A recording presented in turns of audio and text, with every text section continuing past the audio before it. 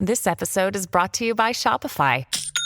Forget the frustration of picking commerce platforms when you switch your business to Shopify, the global commerce platform that supercharges your selling wherever you sell. With Shopify, you'll harness the same intuitive features, trusted apps, and powerful analytics used by the world's leading brands. Sign up today for your $1 per month trial period at shopify.com/tech, all lowercase. That's shopify.com/tech. Welcome to Schmactors, a podcast series that seeks to answer the question, are Hollywood actors all spoiled, vapid, vacuous, and vain ingrates, or do some of them actually have interesting views on issues of the day? Or is it a mixed bag? James Marsters and Mark Devine are putting themselves to the test. They're leaving it up to you to decide if they're interesting or just plain nuts. Listen as they peel back their craniums, share the surprising thoughts that fill their heads, and draw back the curtain on the world's zaniest town. Hey guys, how you doing today? I am fantabulous. I'm so excited about doing this today, man. Yeah. Who's the ticklish fella I know? I am the most ticklish fella. No, I'm the second most ticklish guy. Jason's the ticklish. Oh, am I right? Okay. You're not supposed to tell anybody. That was our secret. Mark, I gotta say, you don't look good. The people at home can't see this, of course, because it's a podcast. But I can see you on camera, and you look like you got ran over on your face. Well, did you win the fight? No, I'm okay. I got home from work and I'm just, and Jackson, he goes, "You look like you need a makeover."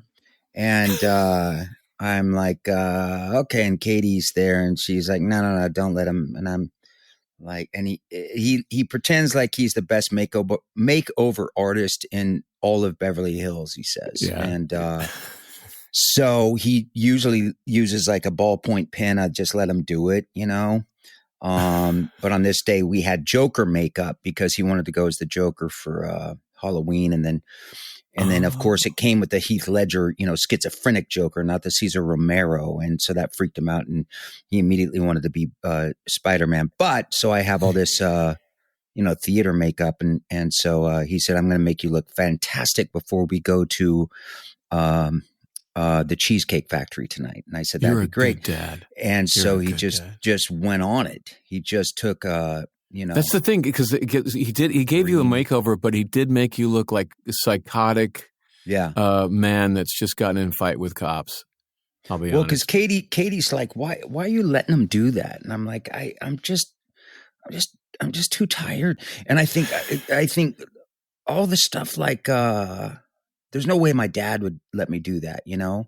No. Like all the stuff Jackson and I do, it's just a kind of a different thing, I guess. But he's really into makeup and like dresses, women's dresses. And I'm totally not making a joke, you know? It's just That's like fine. I'm just like, dude, just go for it for sure. Absolutely. Yeah, I remember when I was a kid, my mom was having a dinner party, and I went into her closet and put on her dress and her shoes, and I walked out like, "What do you think, Mom?" I think maybe I was just messing with her. I don't know, but and all of her friends thought it was super cute. Thank God. Well, of course. This is back in like 1974. Yeah. Right. Did you think? Hey, Mom. Yeah. I think maybe he's just messing with you. He's just testing your love. Well, because I said, listen, I don't want it to look like I'm wearing makeup. I just want tonight to be perfect, I said. And he said, "Oh, it will be." And then I come out looking like this, blood out my nose, and it looks swollen and green. Look, you look like a guy I would not want to mess with. Like, give that dude a wide berth. This guy is out with his family at the Cheesecake Factory. He just must have gotten his paycheck, but he's gone through hell in the meantime. Look at that guy. That is the American worker. Let's get on to it, man. Let's answer some questions. Okay. Valencia from Ronda, Andalusia, Spain asks, "What is your kryptonite?" Wow. Great question. Wow, great question. I think I know James's. Go ahead. What is mine? Is it literally kryptonite? Nope. It's video games. Oh, yeah. That's my kryptonite. That's true. That is true. I wake up every morning thinking, this is the day I'm going to spend all day playing video games. this morning was no difference. It was wanting to play the new Spider-Man game. And every day, that doesn't happen because I have to live what they call life. And there are emails, there's work to do, there's stuff to get done. And I always feel like I've been ripped off somehow. When in fact, I have a wonderful, full life. But because I have this expectation that the only wonderful thing in my life is video games, it seems like it's not a good life. And it's horrible. I think maybe the best thing for my happiness is for me to give away all of my video game consoles because I don't get to really play them anyway. What I love real quickly is that you'll always give me the benefits of video games and why I should play them more. And it's kind of like somebody saying, you should really try this acid, this meth, because it gives you a lot heroin, more it's energy. good for you, Mark. It's good for your heart rate.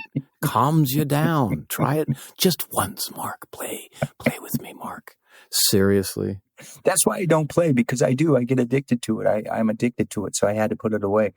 Mine is, I'm just thinking the holidays. It's always the holidays. And that's the reason I want to live, even more so than for my son.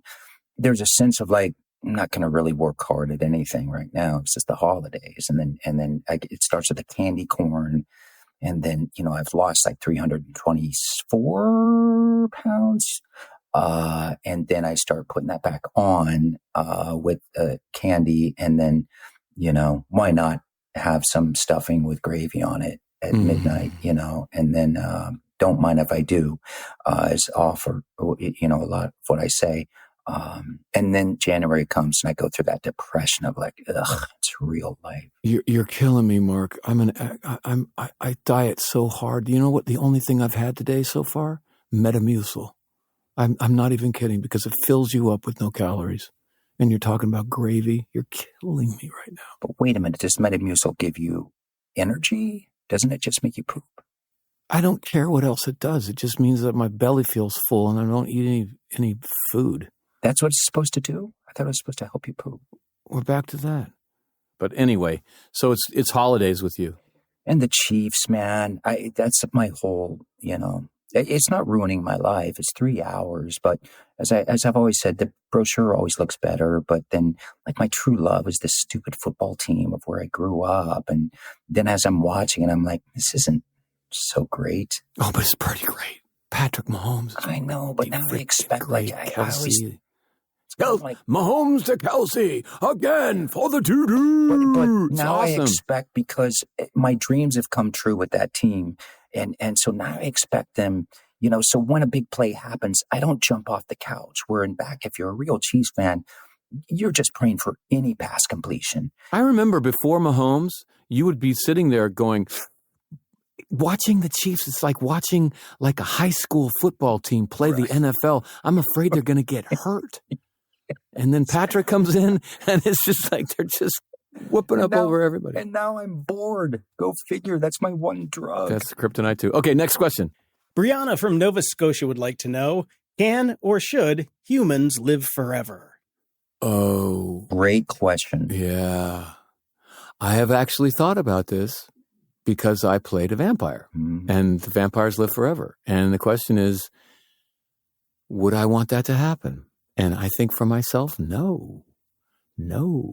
Because in all seriousness, I have lived 60 years on this planet, 61 years, and life accumulates pain. And I have to deal with that. I have to try to move through it, and I have to not get crushed by the inherent pain that life gives a person.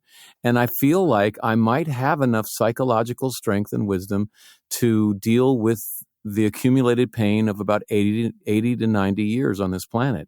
But if I had to deal with the accumulated pain of 500 years, I would be psychologically crushed. There's no way I could deal with all of those heartaches and setbacks and etc. Yeah, I wouldn't want to live forever. I think there was a movie on this, and I actually wanted to write something about this, another screenplay that I never write, but just to let you know, I did it first. I've always said if there is a God, and God came down and said, listen, I know you're going through a hard time, essentially what you were saying, but if you wait just 3 more years, it's going to be amazing. And then I wouldn't have that anxiety. Mm-hmm. I wouldn't have that fear because I knew God himself just came down. So just stick it out for 2 more years, and then this amazing thing's going to happen. It would take all the drama out. But me being an older father, I've never wanted to live so bad.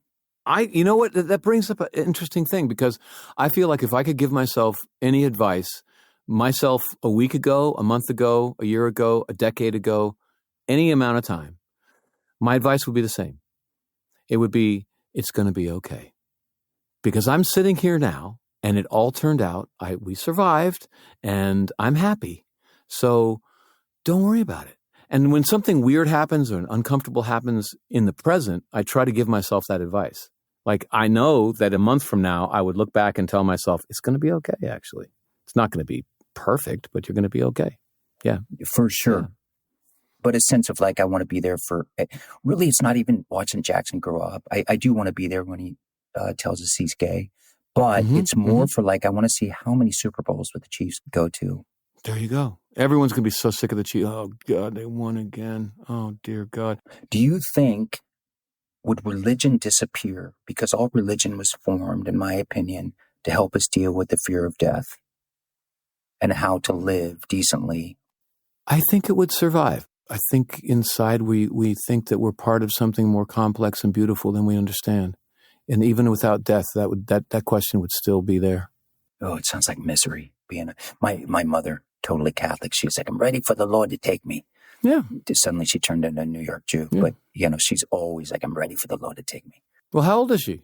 98. There it is. At 98, I'd be like, I'm ready for the Lord to take me. I would be a New York Jew as well.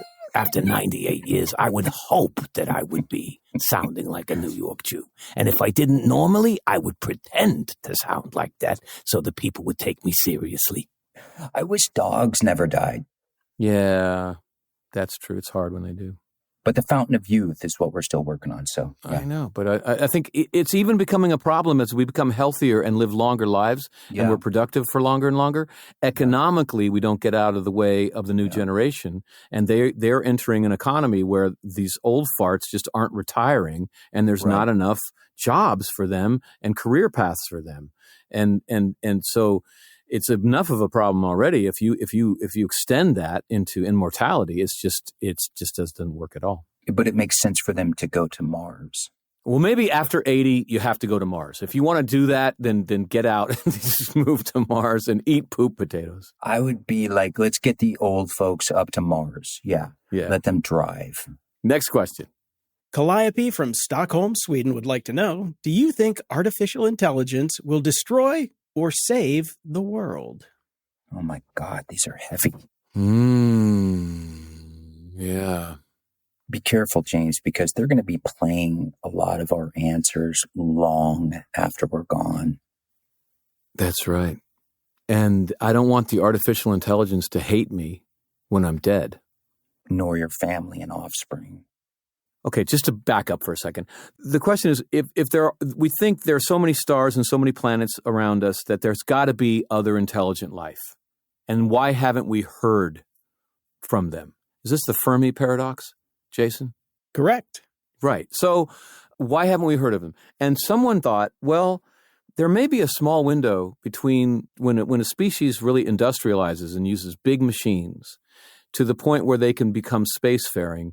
Might be a short window, and frankly, most of those species are going to probably foul out the planet and die off.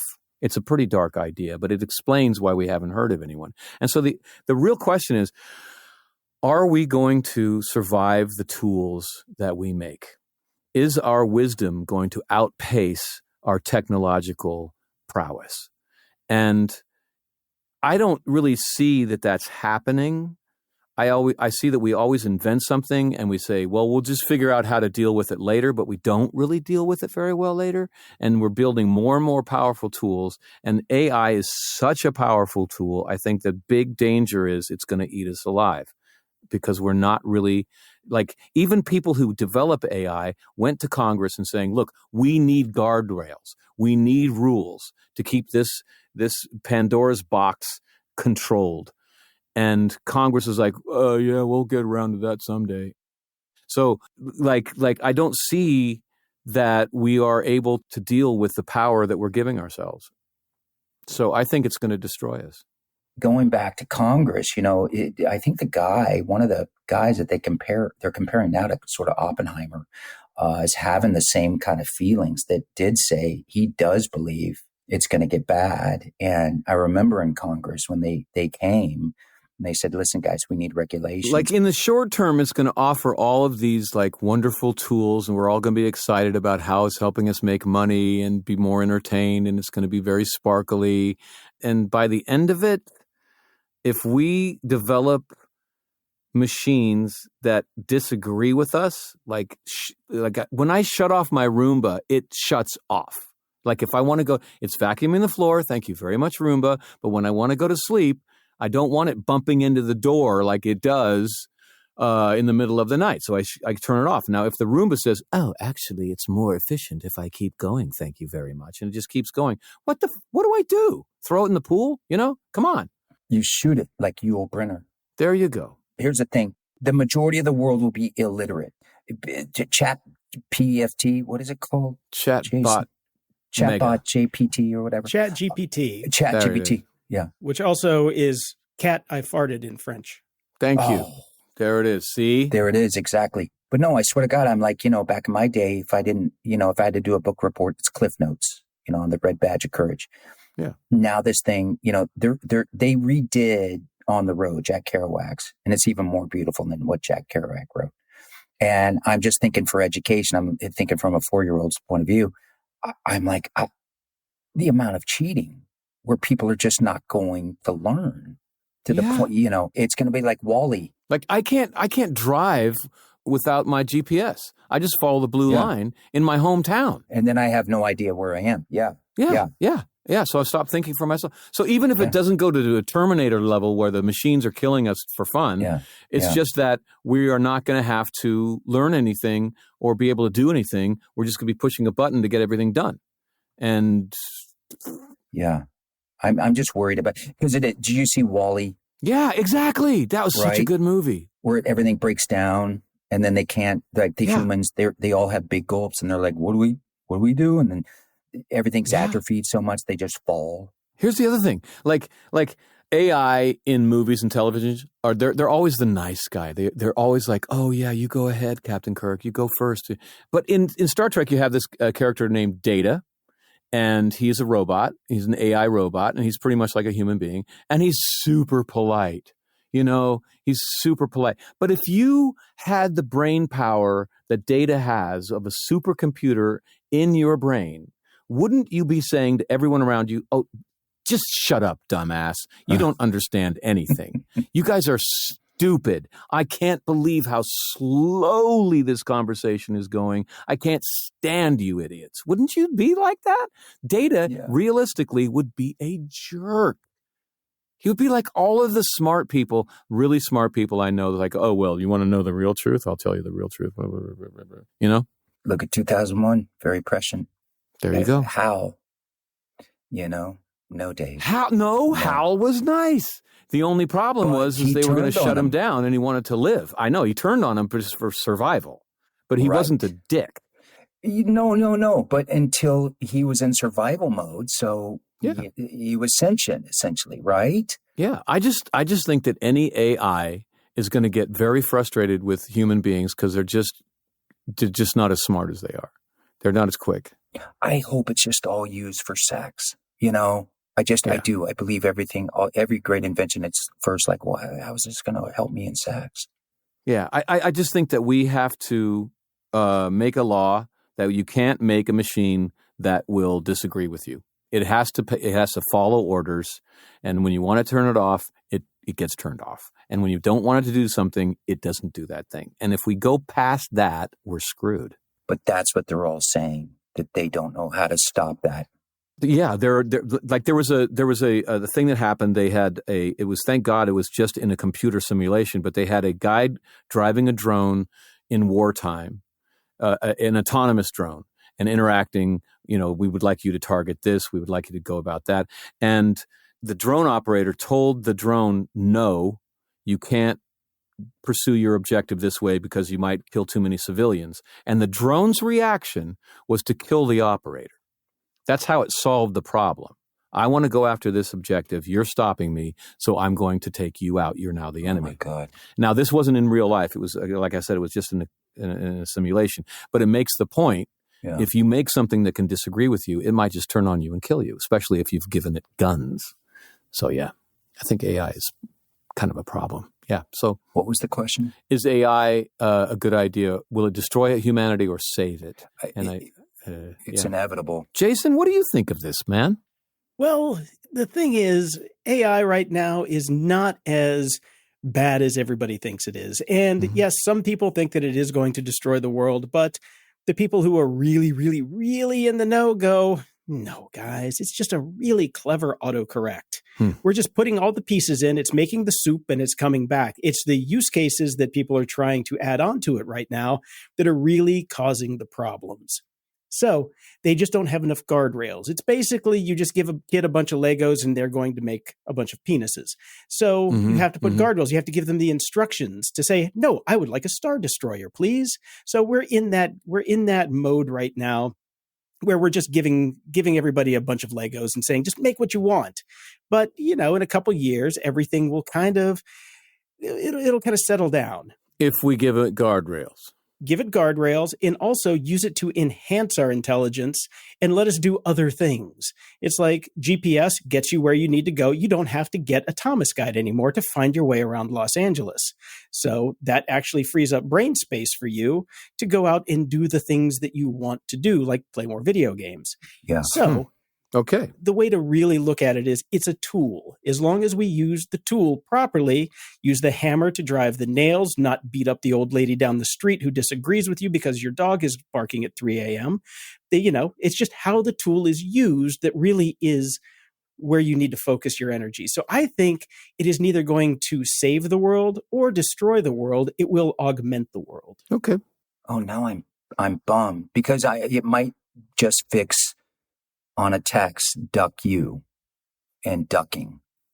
Yeah. I believe that's about 2 years out. Well, that's something to look forward to. Okay, next question. Okay.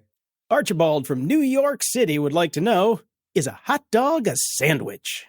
Oh, that's a very serious one. Archibald, that's a good one.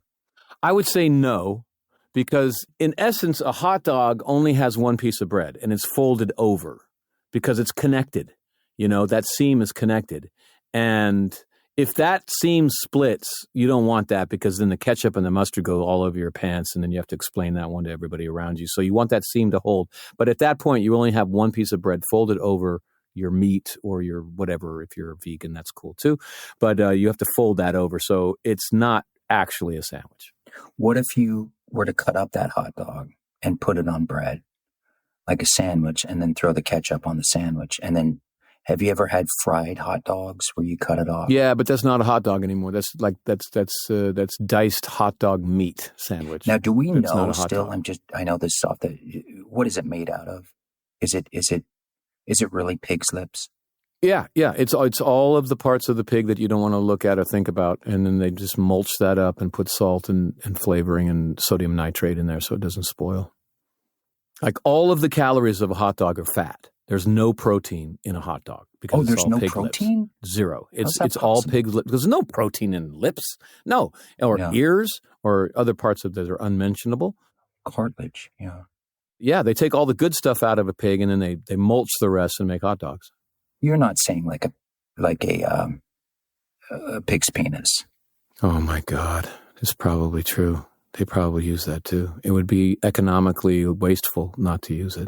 And then like the big joke is, let's actually make it look like a penis. And we'll be like, no, it's not a penis. Wow. That would be horrible. Now it doesn't even matter if it's a sandwich or not. I don't want to eat it. Damn. You go dark, Mark. What's good is I'll take the cold hot dog, open up my throat and just kind of let it slide down. Yeah. Just to prove that you could do it.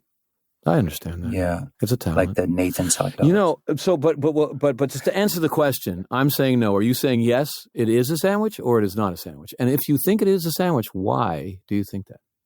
I guess it's technically not a sandwich because I like to cut it up and put it in my beans, also with my hamburger helper. Okay, so it's not a sandwich. Jason, now you know. Hot dogs are not sandwiches. Next question. Abigail from Beaufort, South Carolina would like to know, what is the most iconic music video of all time? Wow. Hmm. I think Rest in Peace.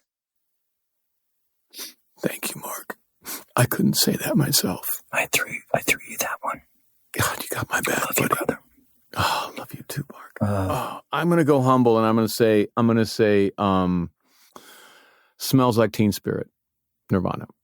That was iconic. I mean, from the beginning of Yeah. it. So it's decade week where the parents, I'm 80s. Katie's 80s too, I guess, even though she's 12 years younger. But we just got Jackson MTV shirt, Then I went down that road, and I'm thinking, I remember just with your buddies, you got nothing to do over the summertime, and the MTV would be on constantly. And then one time, there's this dude that came on, and it was Boy George. And we all just kind of sat there like, what the hell is this? And then what was the song? Not Karma Chameleon, his beautiful song, Do You Really Want to Hurt Me? Yeah, Great song, right? Yeah.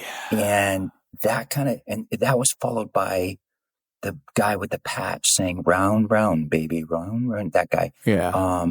And then we were kind of entering that. But before, it was always like, Men at Work kind of stuff. And the one, it was, Devo.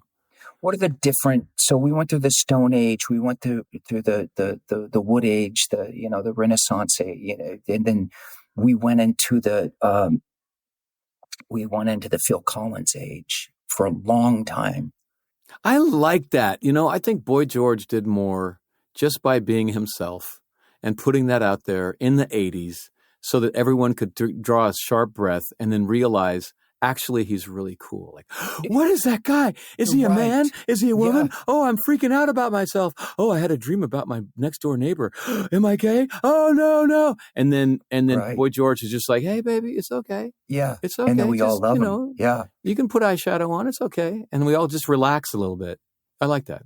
When you think of a video around that era, what was it?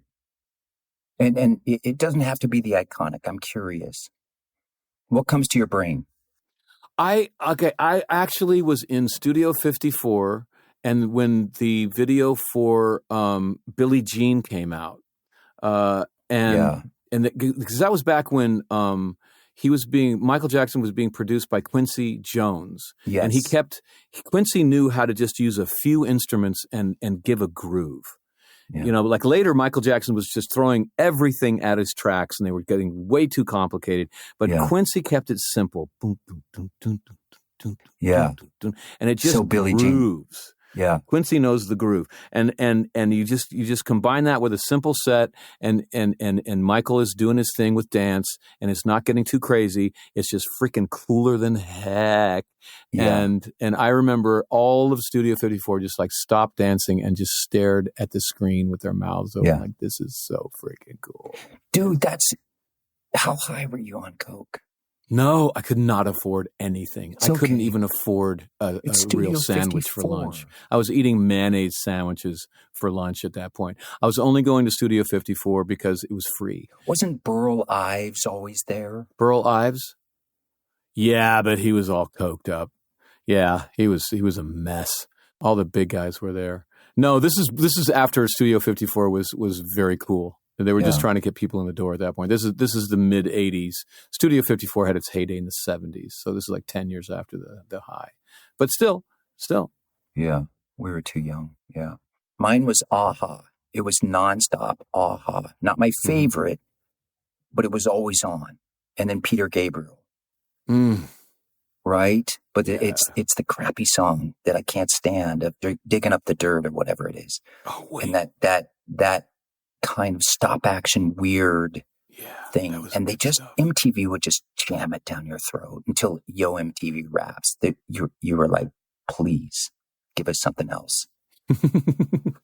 I have to say that you guys forgot Thriller. You cannot have a conversation about iconic music videos and without Thriller. I thought that was cheesy. Such a letdown, though. Yeah. That does not compare to Billie Jean. I'm sorry. That was a prime time event.